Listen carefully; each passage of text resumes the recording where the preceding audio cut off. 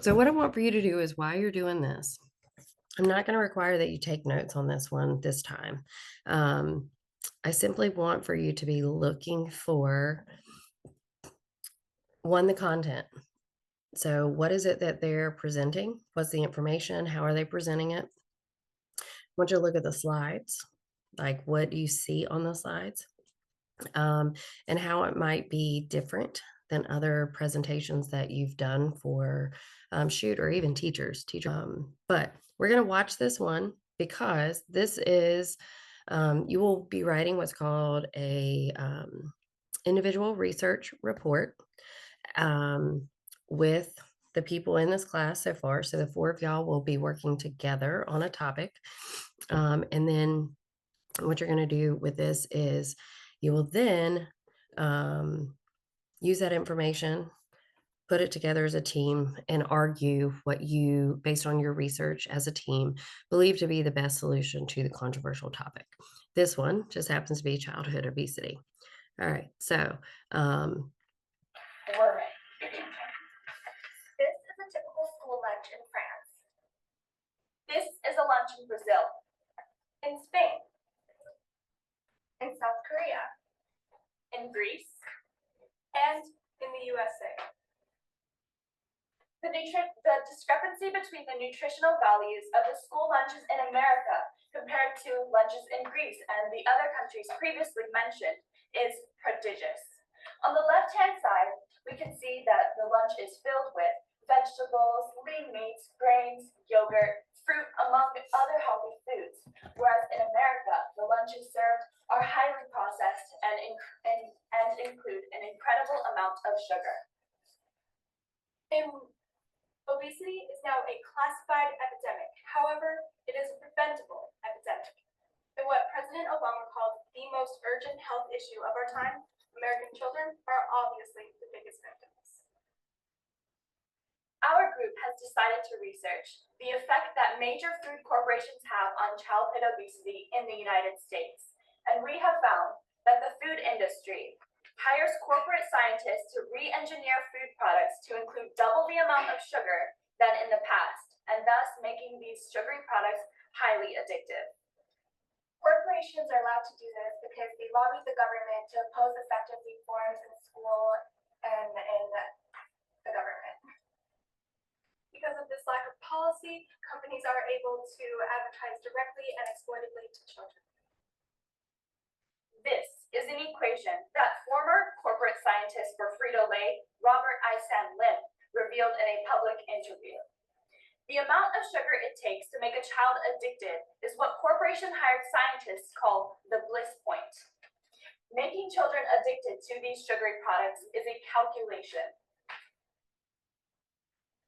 A study by Professor Bart Hobel and his team in the Department of Psychology and the Princeton Neuroscience Institute proved that rats can become dependent on sugar under certain circumstances and thus make them more susceptible to metabolic diseases, which we believe translates into human conditions such as obesity.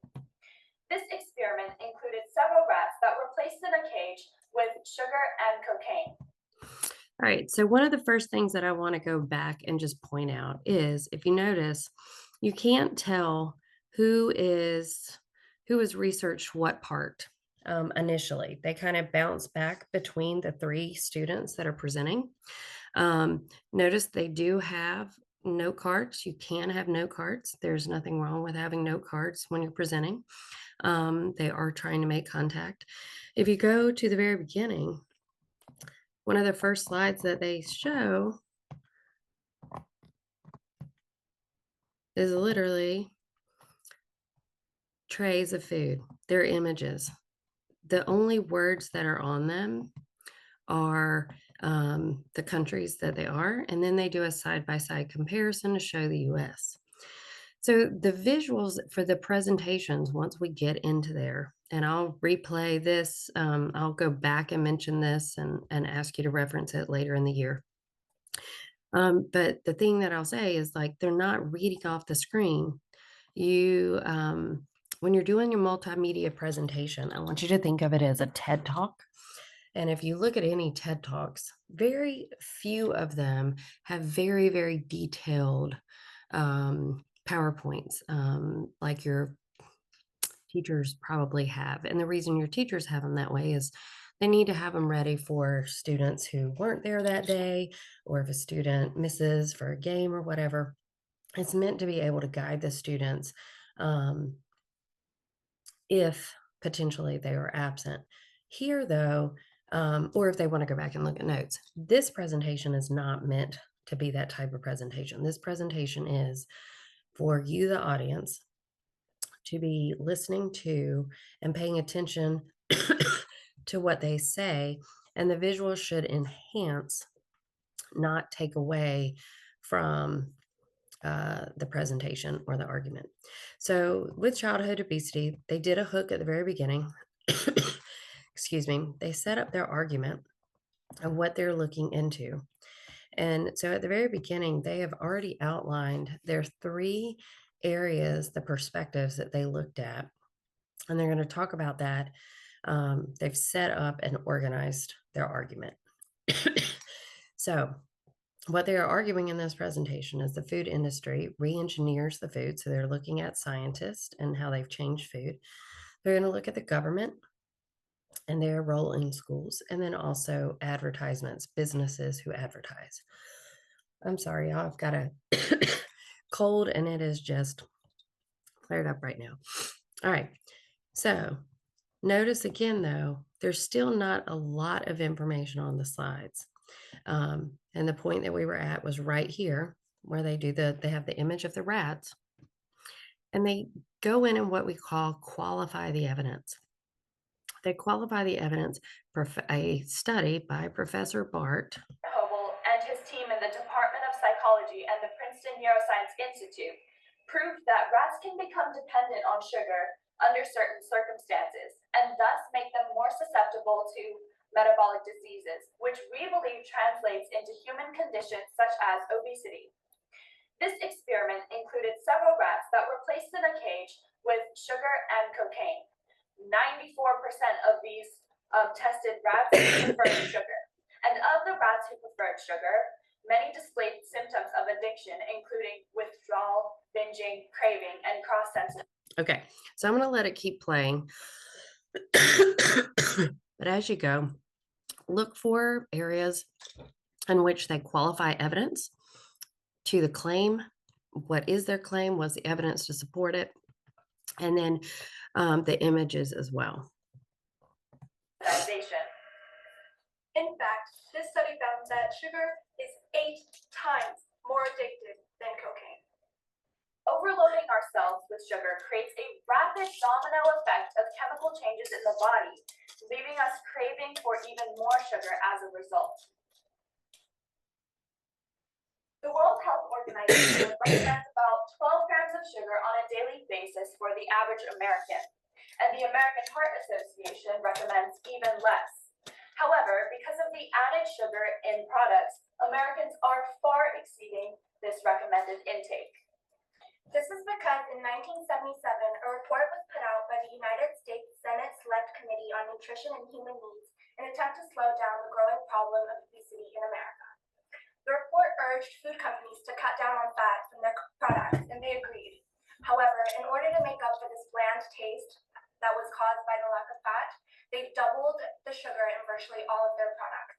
And in fact, 80% of the 600,000 items in a typical grocery store in the United States will have contained added sugar. Because of this, the average child exceeds the recommended amount of sugar within their first meal. This enormous amount of sugar intake corresponds to a vast range of metabolic diseases, including type 2 diabetes mellitus, which is a disease that was only prevalent in ages 60 years old and over prior to 1980. Now, more than 186,000 children in the United States have type 2 diabetes, according to the CDC. 20 years ago, 1 in 20 children in the US were classified as obese. But today, this statistic has elevated to 1 in 5. So if this excessive amount of sugar in everyday food products is causing so many problems and is costing American taxpayers $500 billion in healthcare expenses, why isn't the government trying to do more to intervene? The simple answer is that corporate influence has affected public policy to rework laws to its advantage, often at the detriment of public health care. For example, in 2009, a discussion regarding a possible federal tax on sugar-sweetened beverages arose. The White House Obesity Task Force merely suggested that an increase in the price of soft drinks could discourage children and teenagers from the excessive consumption of the empty calories found in soda. In the same year, there was a dramatic increase in lobbying expenses by soda interests such as Coca-Cola, Pepsi, and the American Beverage Association, as you can see here. The huge spike in spending by the three actors added up to more than $37 million.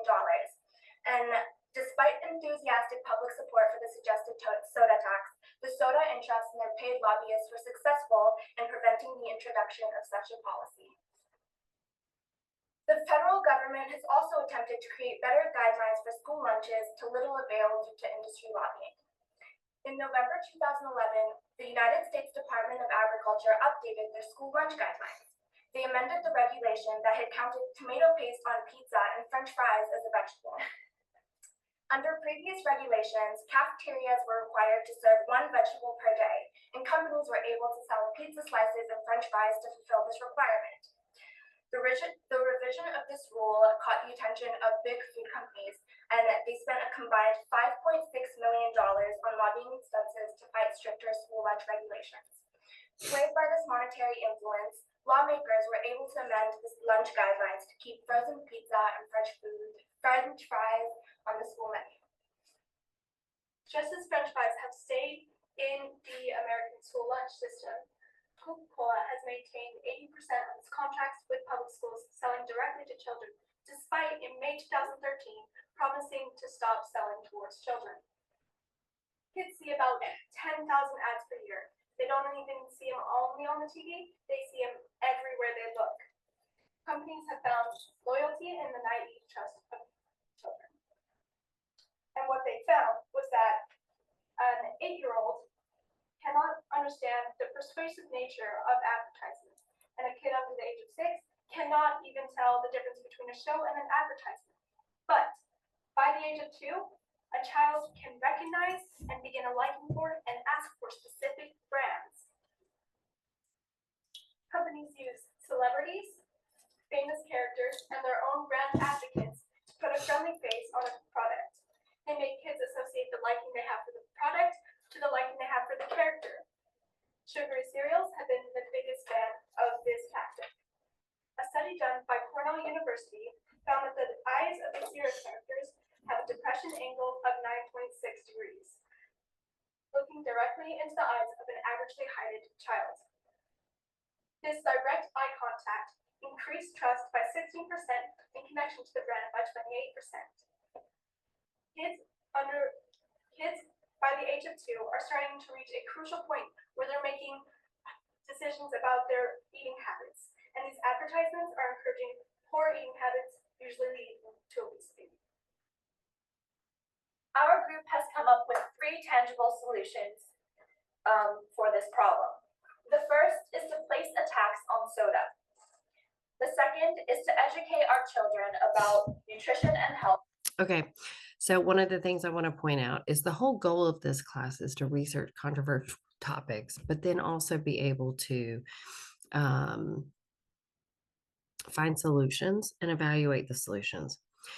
So in this situation, very simple, they're presenting tax, the education, and then another one. And then you're going to have to look at the implications and the limitations of each solution and give your opinion as a team what you think is the best. Through lunch programs. And the third is to use character branding to promote healthier foods. Our first solution is to place a tax on soda, kind of like how cigarettes are taxed. If and when the government decides to implement this policy, dramatic changes are likely to be seen in the long run. Matthew Harding, an economist at Duke University, analyzed over 100 million supermarket purchases and found that when there was a 20% increase in the price of soda, consumers spent nearly 4% less on the drink a month. decreasing their household caloric intake by almost 5,000 calories. Our second solution pertains to education. In countries such as France and Japan, it is evident that governments put public health over corporate profit because they subsidize school lunch programs rather than oppose them. In Japan specifically, there's a heavy emphasis on what we call shogeiku, which is the general education of health and well-being. With a budget, public schools are even able to hire nutritionists to educate the children once a week about how to lead a healthier life. The result is something like this. These children serve food for their peers and themselves while learning about how these foods are healthy for their bodies. Another solution is to take all advertisements out of schools. It's not possible to ask them to stop advertising altogether, seeing as they still need to make a profit, but let's let schools be a safe place for children. To add to that solution, we can also use the tactics of food pages, such as bread, to advocate healthier foods, like SpongeBob advertising edamame and Subway's Get Your Veggie On advertisement going on behind me. Like with any other industry, the primary goals of the food industry are to expand market shares and to generate profit. Companies have the responsibility to their shareholders to increase revenue and are under pressure to sell as much as possible. In a capitalist market economy, it is crucial that corporations can pursue these goals.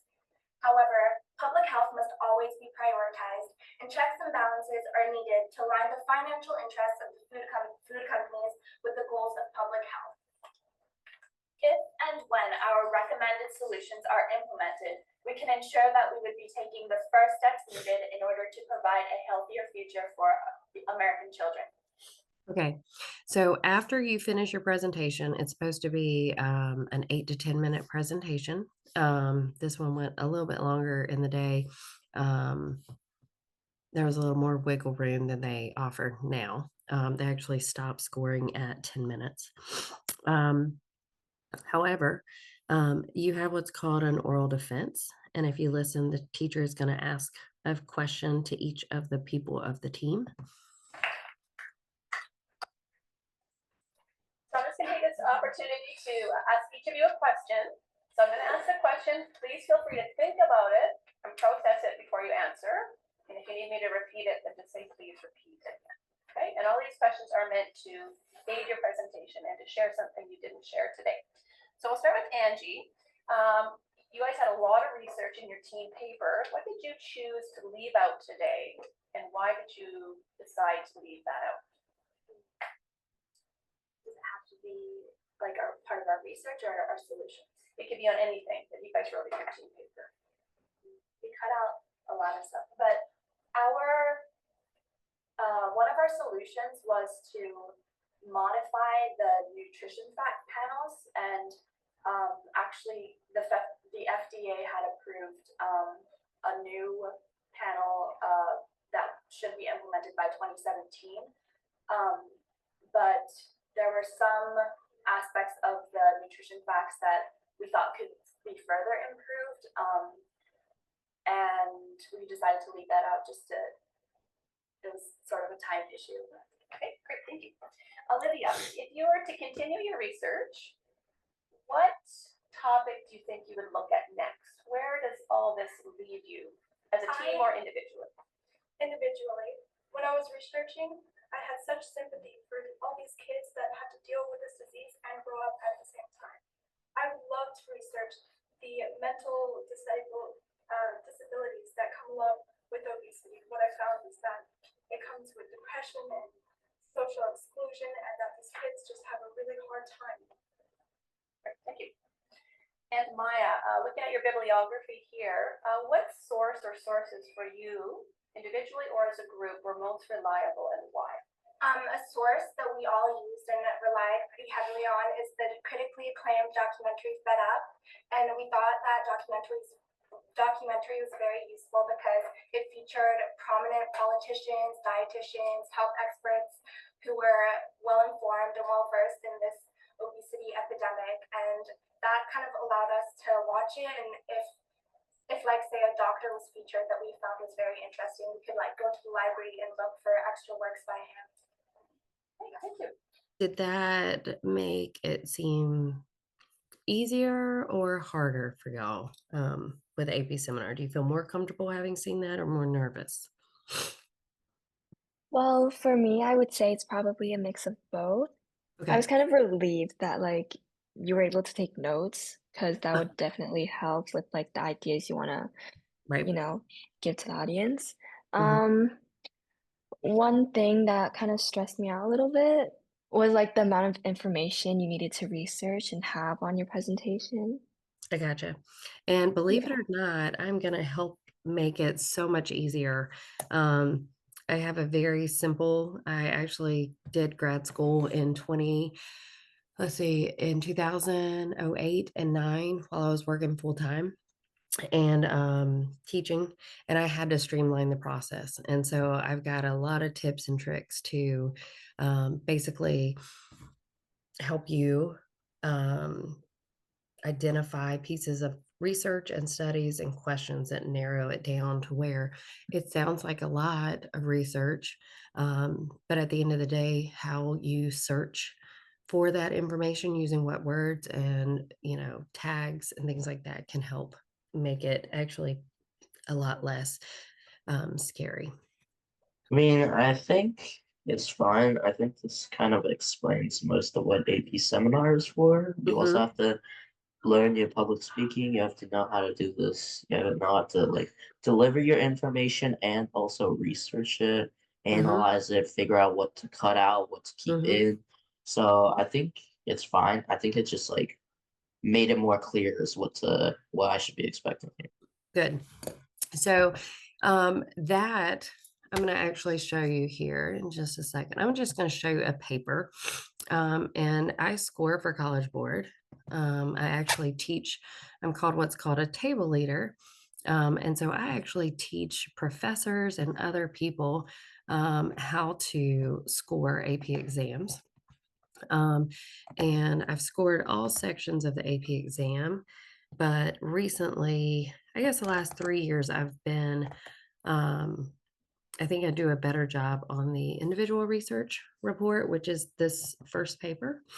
So I'm actually going to pull up the paper just so you can see. This is one of my favorite ones. It's what I use every year with my students just to show what um, actually you're looking for, like what to expect. So, what would have happened for this group is that they would have, amongst their group, there could have been three, four, or five in their group when they did this paper, and one of their members got a perspective based on the sources for their group. And they said, you know what, we're going to do rhino horn trade. They don't like the rhino horn trade. So, what they're going to do is they are actually going to go and for that perspective um, that they got assigned, they're looking at the worldwide um, lens or perspective. It's the kind of the stakeholder, people in the world that are stakeholders of whether or not the rhino horn trade should be legal or not. And so they're looking at political worldwide stuff. So the paper, if you notice, it says 7 pages, but the 7 pages include six. Um, you have 6 and 7 are the citations at the end. This is not MLA. It's not, um, and that is completely fine. They do have it cited, so you can actually find the sources. However, you can see they have signposting um, where they're looking at the government perspective of South Africa. But first, they simply do an introduction, and basically, they're given the history, context of the situation and the problem. And then they move on to the government of South Africa, which happens to be the person who is the supplier or the area that's the supplier. They go into Vietnam, which is one of the ones that are often the buyers. And then they go on to another one, the, sorry, I went too fast, um, nonprofit organizations right there. activism. And so what they're doing with this is they have perspectives within their paper within that perspective. So like it's kind of like if you're doing a medical perspective, you may have different aspects within medical. Maybe it's the treatment, the causes, the symptoms, the results, or the treatment. If it's a school, they may look at it from a teacher perspective, a student perspective, um, admin, or school board. So it's just that you within your perspective may break it down a little bit further. But ultimately, if we look at the word choice, or let's see, tools, word count, you're looking at 1747, which for this one, it goes over because you count what do you call it? Citations are included. If I highlight this, you will see just the words and not the works cited. You would see that it actually is right there at the 1,200 word limit. Okay. And this one is simply the first thing. This is going to be the first thing you turn into College Board. And the way that I've got the class set up is we're going to do a crash course of basic skills over the next few weeks. We are going to do a mock. So Harry, you're doing a mock right now. What I do is I do a hybrid mock where I put the IIR and the IWA and I combine them to where basically you're doing an IWA, but you're doing it as a team. So I'm limiting your topic and I'm limiting the sources you can do for the mock. And it also keeps everybody somewhat within the same framework of the topic that we're doing. And it also gives me a chance to give more feedback on your stuff and a little more direction. So that's what I do. It's been successful. I score higher on actually the papers that kids submit to College Board than I do the end of the year test. I still have high scores on the end of the year test. It's just that overall, that is my area that I can improve upon. And so that's something that will come later in the course.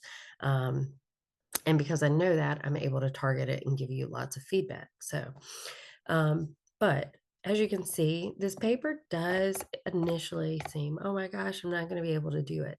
But if you were just to read a section of it, one of the things that you're going to see is that it's basically where they have as a group divided up who does what.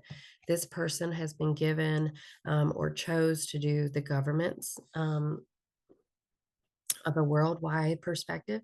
And then they went in and based on the research they found, they've grouped it and said, oh, here's some categories that work together. Here's the sellers, here's the buyers, and here's what activists, non-government organizations have to say. And then based on that information, they're going to come to a conclusion or a recommendation kind of based on the information that they have found. Their recommendation would be this. Then the other people in the group will present their information to the team through an individual research report, but also, in casual conversations. So a lot of time, pretty soon in the next probably 4 weeks, you as a group, those of you, taking the course, y'all are going to be talking with each other and me, because that's what I get paid to do, is assist y'all in coming up with your topic and your information for this mock and guiding you through it so that when we do start this, our target is hopefully January, that in January, when you start doing it by yourself, I can't say, Cassie, you did great on this. You need to work on that. I can, as a group, and there's only 4 of you, so it makes it a little bit easier to figure out who needs the extra help on what skill. I can say, some of you are missing qualifying your evidence. Here's an example of qualifying. Can you go back and check your work and see if you do that? Because this is a skill-based class, they also want you to take ownership of your learning. So the fact that you're taking this course online in addition to all your other courses says automatically that you're a go-getter and that you're willing to take that initiative. but they also want you to be able to say, oh, I can identify that I did this or I didn't do that. So that ability to self-reflect and self-edit as well. So that's some of the skills that I'll be teaching. Um, so in a nutshell, first performance task is as a team. So this is, I'm not talking about the mock. I'm just going to talk about what College Board grades. The first performance task, and I'll actually pull that up. So as you can see, this is 20% of your AP exam score.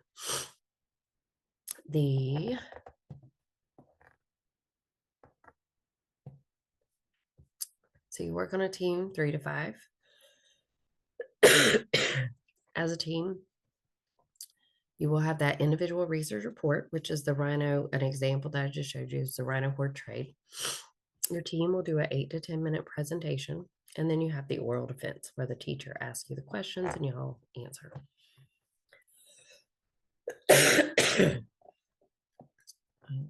So you can see as a team, you come up with a question. So this is where pretty soon I'm going to start having y'all discuss like things that interest you, topics that you're interested in. Because as a group, you are going to have to figure out a topic that you all can agree upon to research. Then once you've discovered your topic, you've done the research together, you determine perspectives, then individually you're split up and work on your part. And while you're working on your part,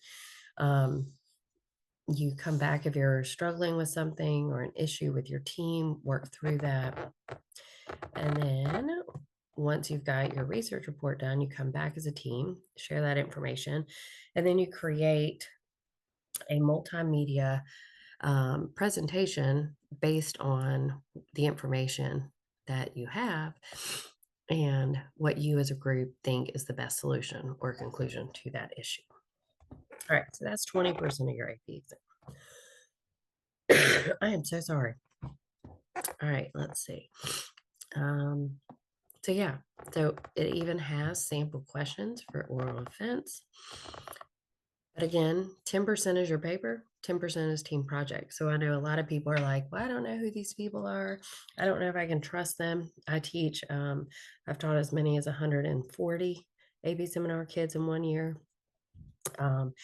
And sometimes they don't know each other if they're coming in, if they've moved into the system.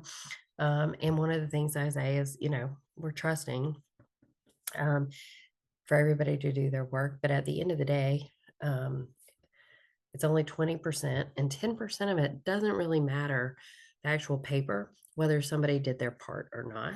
And I don't believe we have this issue here. However, even in the presentation, you are not, like if you look at the rubric for, and you can Google AP Seminar Performance Task 2 rubric, there's only 2 rows of the rubric where it shows that if some team member was off, and it doesn't affect your score in the grand scheme of things of a 1, 2, 3, 4, 5 for the AP exam, that much. Like it really does not matter. I've had students who did not get the highest on the presentation because one member was weaker and they still scored extremely well on the AP exam. But I don't think that's going to be the case here. I'm just saying I'm a worst case scenario type person. My husband hates it because it makes me panic over everything, but I like to know what the worst is and prepare. And then when it's not, be happy. All right, so let's move on. We're going to take a bathroom break just to get water, stretch if you need to. And y'all might be able to move around more than I am. Let's see. And if you do, please do. All right, so that's performance task 1. Any questions on performance task 1? So the next thing that I want to show you would be the next performance task. The next performance task counts for more, and it's because it's I compare it to training wheels for a bike, learning how to ride a bike, old school way, where as a team you have the support and the training wheels are there. and then we take the training wheels off. Um, so basically what you did what you did as a team, you'll be doing on a smaller scale for a question, a controversial topic. Sorry, my allergies are, I think it's a cold, but they are acting up severely today. All right, so she scored a 5. So one of the things is, so to do this performance task, College Board will release typically in January what they call stimulus sources. We together will analyze those stimulus sources, and from them, we're going to identify themes or concepts. And then from that, you're expected to create a controversial topic or a question, and then use that to help support an idea or a topic that you want to look further into. And you do have to use the stimulus sources. It can be either as support or counter arguments, but they do, at least one of them has to be worked into your argument, and the theme that connects at least two sources needs to be clear. Okay, so for this one, I'll point out the stimulus source when we get there, but it shouldn't be, it's not going to be in your face that it's the stimulus material. um, Often. It doesn't have to be that way. It should work in naturally. But this is, notice the time is shorter because it is 6 to 8 minutes. And the amount of information covered will be less because there was less. You're still doing multiple perspectives, but you are not doing near the amount of research that 4 or 5 of you would do. The social role is based on the traditional gender roles, masculinity and femininity. The hegemonic masculine characteristics include strength, power, independence, assertiveness, and competitiveness. And the hegemonic feminine characteristics include being emotional, passive, dependent, maternal, and gender. These stereotypical rules and descriptions are so deeply rooted that they are already here. We'll see the words I use to describe masculinity. What do you use? Right? In fact, there is a rigid perception of the dichotomy of athleticism and femininity. Because sport is being viewed as contradictory to femininity and is masculine dominant, female athletes are discouraged to participate in sports. Moreover, according to Professor Malcolm, girls and women of different ages experience different social pressure appropriate to feminine behaviors. Thus, I derived my research topic on to what extent does the social expectation of femininity affect the behaviors of female high school athletes. Okay, so what I will tell you is with the sources for this year, there were lots of things on gender and also athletics in the sources, the athletes of the sources. And so that was the question that she came up with. To what extent does social expectations of femininity affect the behaviors of female high school athletes? And so notice again in the visual, she's got the question, but she is not reading the PowerPoint. So think about PowerPoints that you've seen before. This is much more like a TED Talk where the images behind you support visually and enhance what you're trying to say. It influences the girls in two ways. First of all, the ones who fail to demonstrate normative femininity will fall into the stigma of lesbians, and then they will receive discriminations. Secondly, the ones who successfully demonstrate their femininity will then in turn be ignored. Ultimately, both directions push the girls to demonstrate their femininity along with athleticism. To begin with, my first claim is that the ones who fail to demonstrate heterosexuality will be discriminated against. And this is because, historically, according to Professor Crane, heterosexuality is a component of the femininity. And as I said earlier, conventionally, sport is being viewed as contradictory to femininity. Thus, female athletes are considered homosexual until they prove heterosexual.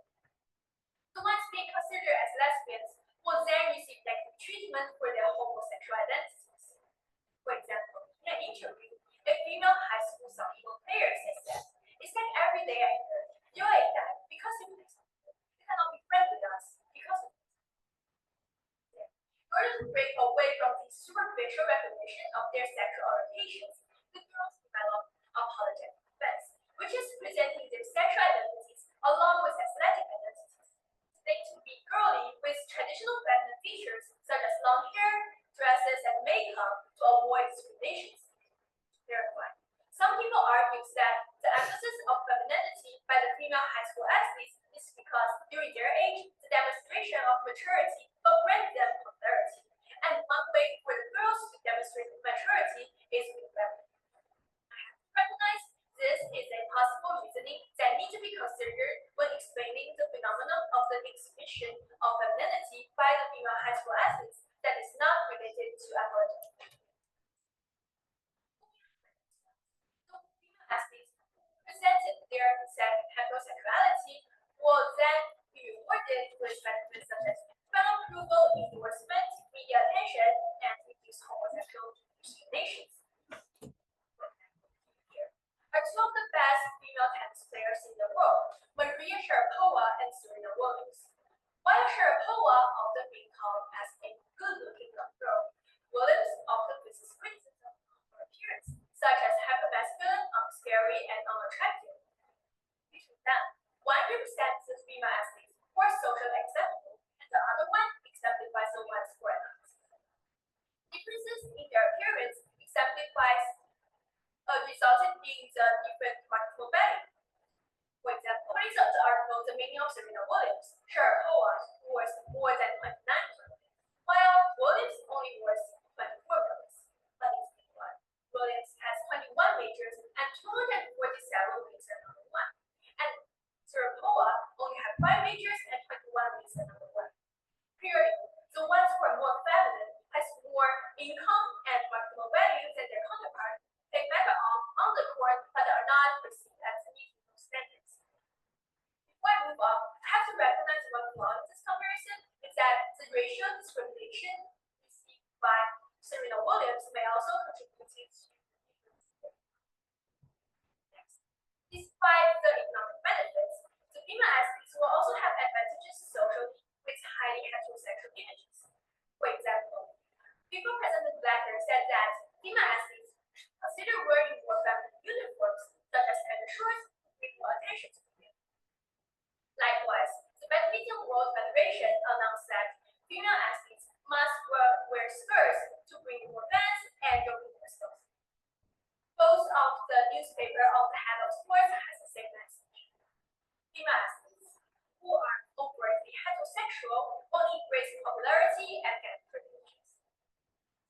Also considering the case of Maria Sharapova, all these advantages lay out the motivation for the female athletes to demonstrate heterosexuality on the court. For example, a female high school basketball player says that all her teammates will dress up and put on makeup for the celebrations after the competition. In conclusion, the social expectation of femininity is that constructed by the traditional gender roles is a harsh barrier for the female athletes to overcome. And in high school, the female athletes are required to have acceptable body that confirms their heterosexuality. Otherwise, they are going to go into the stigma of lesbians. However, I agree with Professor Ben that both the social pressure of being recognized as lesbians and the worries of focusing on appearance all distracted female athletes from self-actualizing the potential in sport. In consequence, the fundamental sexism remains in the field of sports. Female are chained by the stereotypes. The disempowerment of female athletes as a part of maintaining masculine dominance in the field of sports is acted by the whole society. Thus, I call for a fair emphasis on the athleticism only, ignoring the gender identity of individuals to give the female athletes a proper, positive, and healthy treatment.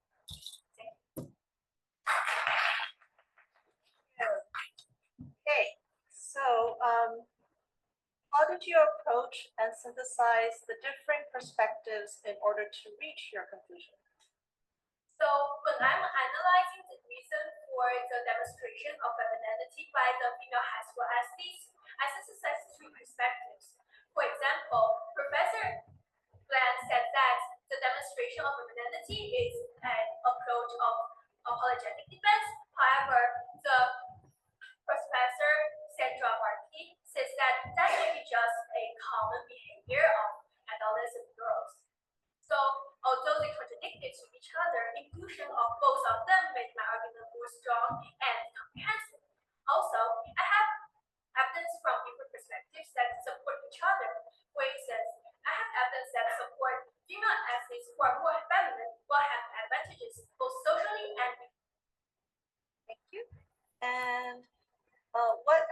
foundational questions emerge from your research? Why are these questions important?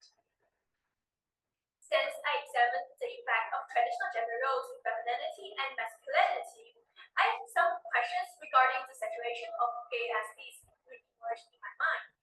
Since their homosexuality is covered by the nature of participating in sports, I wonder about, does this mean they can hide easier in this homophobic environment? Moreover, once exposed, would they receive similar treatment as the lesbian athletes? Very important because those questions will reveal that equality exists not only between the homosexual and heterosexual communities, but also between gay athletes and lesbian athletes. All right. How do you feel having seen this one? I thought like the questions asked seemed like a lot more like they seemed a lot harder to answer than the team presentation. So I will say, so the team presentation, it's much more reflective on you working as a team and as a group, and how you as a group work together to solve the problem. Whereas this one is much more about your argument and your analyzation of, or you're analyzing the evidence that you found towards your solution. I mean, like both these presentations made like the the time requirement seem like a lot shorter because like when I was watching this, it didn't seem like time was passing that quick, like slowly or something. I think like the Right. presentation was like split into parts that was like that didn't feel like it was that long. Right. And I think that if you do the signposting and you have the evidence, if anything, one of the things, the big pitfalls that students have is they put too much information in their stuff. And so when we do peer edits and we do self-reflection, one of the things that I point out is um, you're not reading your paper. You are picking out the most important pieces of evidence to highlight the point that you're trying to make. So it's a mini, it's kind of even like in a TED talk, a TED talk on average is 8 to 10 minutes, and this person has done maybe a 30 and 40 page typed study, and they're breaking it down into smaller segments, and condensing it, so to get the highlighted high points. But in this paper right here are the titles. 2021, you can see hopefully how using empowering women through sport, psychological benefits of sports and physical activities, hoops, sporting spirit, the meaning of Serena Williams, taking esports seriously, or college esports, and then proper place for sports. That was a stimulus material from 2021. And so from this is how she came up with her question in that. So what she's done is and you will be doing is based on the stimulus packet that we will get from College Board in January as a class. We will together analyze, make connections, discuss, brainstorm, and we're allowed, and I should say y'all are allowed to help each other refine questions, give feedback, peer review. That's kind of part of the goal of this class as well, is that you are mm, by helping others, learning yourself, and seeing what a problem that somebody else has, you can say, oh, and make sure that yours is as strong, if not better, or fix or edit. And so it's a really, I think that's one of the things, I'll be honest, the only thing that intimidates me about teaching this class wholly online, I've never had to teach a course for seminar 100% online. I have done hybrid where we come together and present, we had during COVID, we ended up finishing out the year where we came together, but some of those kids already knew each other because they went to school together. So it's going to be important when I have you do, activities of get to know each other in the sense that like, um, what you're interested in and sharing whether you like a topic or not, that we're able to do it openly, open-mindedly, um, and honestly, because I don't want anybody doing a topic that they're not happy with, but I also want to make sure that we are successful. Okay. You're evaluating, synthesizing this stuff. You're elaborating on the perspectives, giving details. Um, and it's most people typically get the medium. We're looking to stretch and get into the high. And that's where that extra finessing and working together as a team can sometimes make the difference um, of giving peer feedback. And then um, if you look here, it's pretty easy to have it logically organized, well reasoned. It's the connecting of the claims and evidence that often is that making sure that the transitions between the evidence and the logic to support them that we'll be working on that can push you up to the higher degree. But that is the rubric. You can look it up, but an example of a paper, just so you see, it is only 2,000 words long. This one particularly was on, let's see, reducing greenhouse emissions. And you can see setting it up for context, a little bit longer intro than I am to my liking. It could have been broken up. Paragraphs are a little lengthy, but come down to the very end, and it's just over over 7 pages, I think. So it goes into 9 a little bit, but it's right at this one, I think was 2,200 and some words. But again, the sources right there, you have about 12 sources, 13, 14, 15, 16, 17. And basically, you are often saying that this one agrees with this one, or this one agrees with this one and goes a step further. But these are out there for it's very easy. This one is on College Board. They go over it if you want to see, but it's basically, this one was a medium scoring paper. And so one of the things that I do is I'll be helping you navigate to make sure that your source selection is as best as possible. And simply by doing that, going to EBSCOhost and doing peer reviewed and things like that can majorly increase the quality of your paper just by the type of sources that you go to. Right here, it goes, if we need to log into College Board, you should be able to see the description of the course, and those were the IW or the IRR, and then the team multimedia presentation is worth 20%. The 35% is the young lady's presentation that she did. And then you have the College Board scored, the paper, the individual written argument, and then you have what's called the end of course exam. So the end of course exam is only 2 hours. So one of the things that I like to tell my kids is that before you even walk into the exam room in May, you should feel confident that you're going to pass AP seminar because your 2 pieces, 2 papers, and your 2 multimedia presentations were as good as they could be because you have all the time in the world to fix the writing, to fix the presentation, to practice. The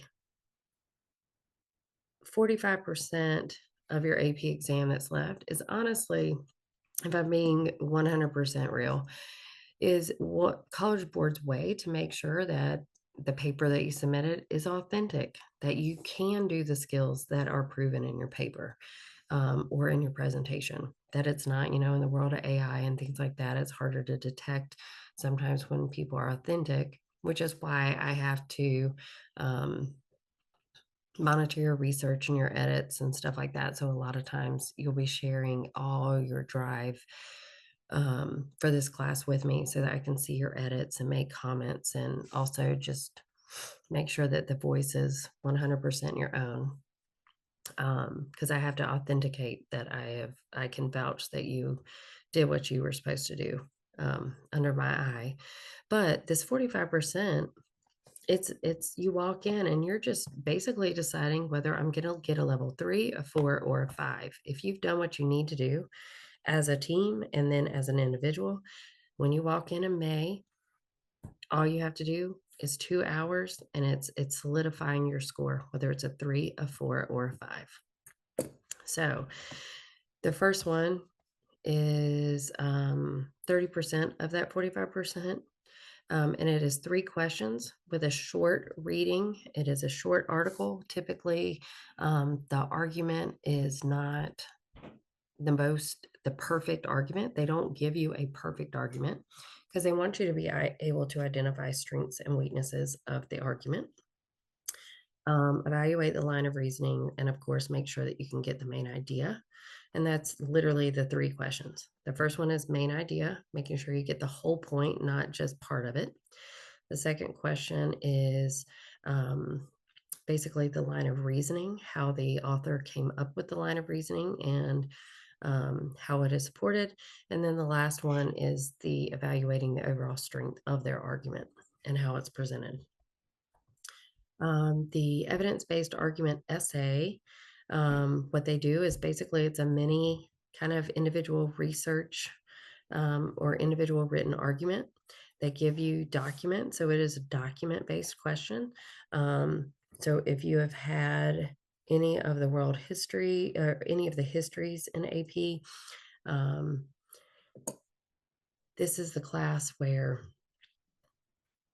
or the test where you're given sources, and then from that source and your outside information, you're trying to argue a point and use claims and evidence to support it. And that's it. It's 2 hours in and out.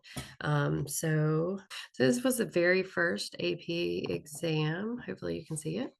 The very first AP exam that collectively anybody took, besides the pilot years where they were trying things out. But you can see those 3 questions. And of course, the 2 that are worth more points are the line of reasoning. And then the next one is the effectiveness of the evidence. And then you have an article, Snoozers Are in Fact Losers.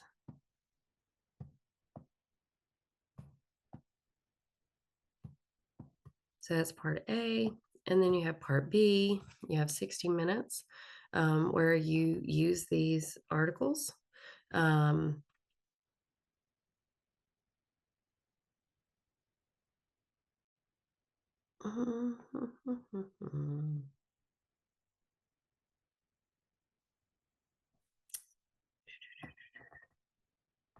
that has changed. So I pulled up a bad example, but the 2015 Snoozers in Fact Losers, I wanted you to see, let me pull up 2016. Actually, let's do 2018. I like that one better.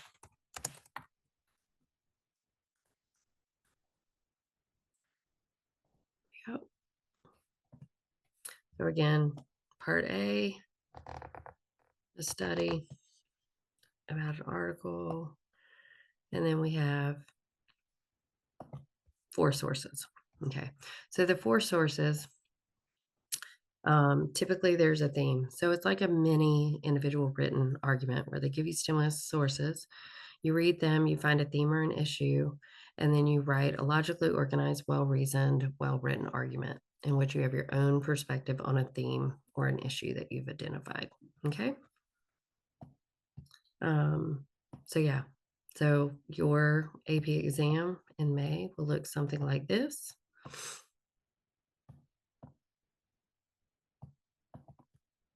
And then you will construct and have 90 minutes to do so, which is more than enough time to do that. And the nice thing is, pretty sure all seminars are Ours is we do at our school digital, and I'm pretty sure Seminar has gone 100% digital now. So you will be able to type and not have to worry about handwriting. So anything that you do, even if it's an outline, you can go back and edit it, which saves a lot of time. And you can move things around in Blue Book. All right. Questions, concerns, anything? This is what you will be turning into College Board. I've kind of covered how you're getting your AP exam score through what I've covered so far. Extremely doable. And I will say, of all the courses, I've taught APUS, I've taught history, I've taught multiple advanced level honors courses and stuff. And of all the courses between civics, and other history, I personally think this is in economics. I teach economics in the past.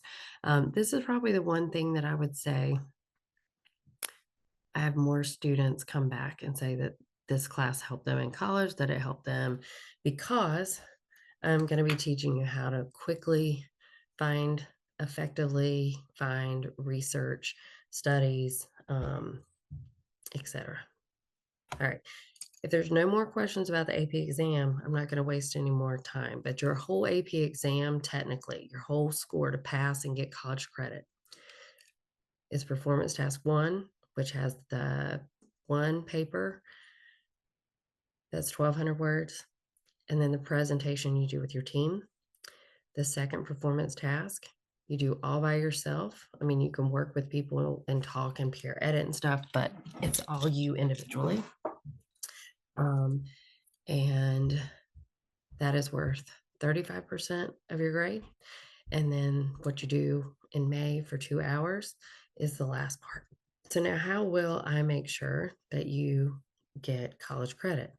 One of the first things that I like to do is just talk about the most important thing to any argument or any controversial issue, solving it is finding out the truth.